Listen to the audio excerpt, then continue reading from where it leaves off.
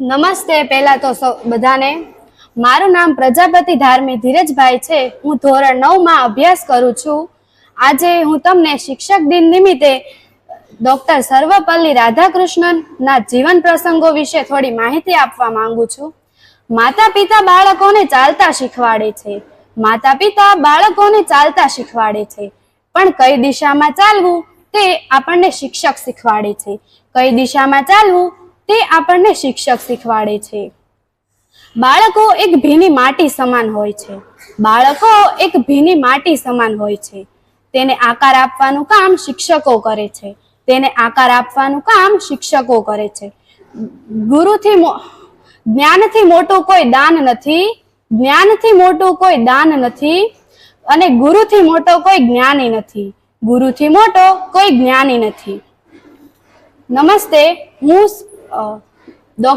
આપણા મનમાં સૌ પ્રથમ એક સવાલ ઉભો થાય છે કે આ શિક્ષક દિનની ઉજવણી શા માટે કરવામાં આવે છે? તો ડોક્ટર સર્વપલ્લી રાધાકૃષ્ણન જે ભારતના રાષ્ટ્રપતિ હતા, જે રાષ્ટ્રપતિ બન્યા ત્યારે તેમના મિત્રો અને તેમના વિદ્યાર્થીઓએ તેમને કહ્યું, તેમના જન્મદિવસની ઉજવણી કરવા માટે કહ્યું. તો તેમણે એમ કહ્યું કે જો મારા જન્મદિવસના દિવસે તમે શિક્ષક દિવસ ઉજવો તો મને ઘણું સારું લાગશે. ત્યારથી ભારતમાં શિક્ષક દિવસની ઉજવણી કરવામાં આવે છે. ડોક્ટર સર્વપલ્લી રાધાકૃષ્ણનનો જન્મ 5 સપ્ટેમ્બર 1888 ના રોજ તમિલનાડુમાં થયો હતો. તેઓ નાનપણથી જ ખૂબ જ હોશિયાર હતા અને તેઓ ભણતરમાં ખૂબ જ હોશિયાર હતા. તેમણે ભારતના રાષ્ટ્રપતિ હતા એટલે કે તેમનો જીવન પ્રસંગ પણ હું તમને કહીશ. જો કે તેઓ 1906 ના રોજ માસ્ટર ડિગ્રી ફિલોસોફીના વિષયમાં માસ્ટર ડિગ્રી મેળવી હતી. જ્યારે તેઓ રાષ્ટ્રપતિ બની ગયા હતા ત્યારે તેઓ સૌ પ્રથમવાર લંડન ગયા હતા. ત્યાં તેમને પત્રકારોએ કહ્યું કે તમે ભારતીયો કાળા કેમ હોવ છો? તો રાધાકૃષ્ણને એટલો સુંદર જવાબ આપતા કહ્યું કે સૌ પ્રથમ ભગવાને એક રોટલી બનાવી. તે રોટલી થોડી કાચી રહી ગઈ. તે રોટલી ખાઈને તમે અંગ્રેજો પેદા થયા. ભગવાને બીજી રોટલી બનાવી. તે સાવ બળી ગઈ. તે ખાઈને આફ્રિકાના લોકો પેદા થયા. હવે ભગવાને ત્રીજી રોટલી બનાવી. તે રોટલી ન કાચી હતી કે ન બળેલી હતી. તે ખાઈને અમે ભારતીય પેદા થયા.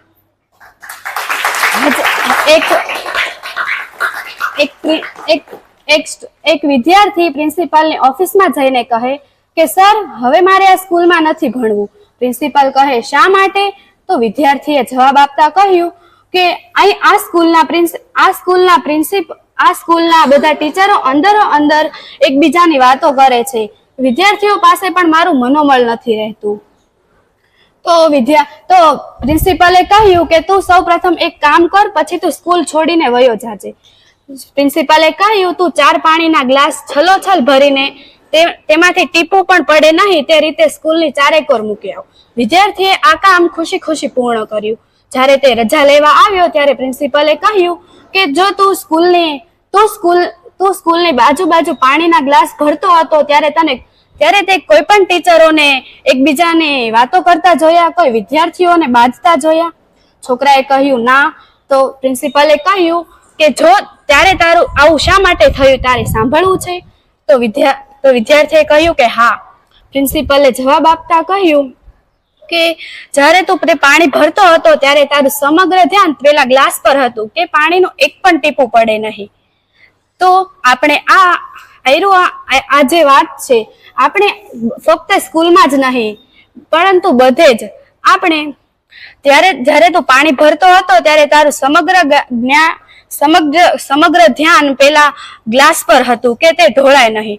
જો આપણે આપણી જિંદગીમાં આપણું જ કામ કરીએ અને કોઈ પણ બીજાની ભૂલો અથવા તો કોઈ પણ બીજાનું કાર્યમાં ધ્યાન ન દઈએ તો જ આપણે સફળ બની શકીએ. હવે હું મારી વાણીને વિરામ આપતા બસ એટલું જ કહીશ. जिंदगी गिरवी रख कर भी ना चुका पाएंगे हम उसका कर्जा, जिंदगी गिरवी रख कर भी ना चुका पाएंगे हम उसका कर्जा, माँ ही नहीं भगवान के बराबर, गुरु का भी उतना ही है महान दर्जा। माँ ही नहीं है भगवान के बराबर, गुरु का भी है उतना ही महान दर्जा। भगवान को भी भगवान बनने के लिए गुरु का ही ज्ञान काम आया था। भगवान को भी भगवान बनने के लिए गुरु का ही ज्ञान काम आया था। पर माँ ने तो बस उंगली पकड़कर कहा था चलो, पर चलना कहा है वह हमें भगवान ने गुरु ने सिखाया। माँ ने तो बस उंगली पकड़कर कहा था चलो, पर चलना कहा है वह हमें गुरु ने सिखाया। अस्तु।